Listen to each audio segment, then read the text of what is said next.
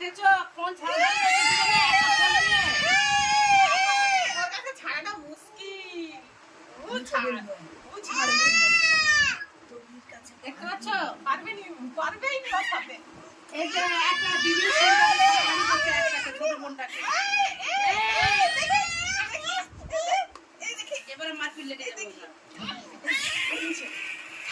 অনেক কাজ ছাড়ি। আমি যাই দিনি আমার বোন ঢালে যোগ করা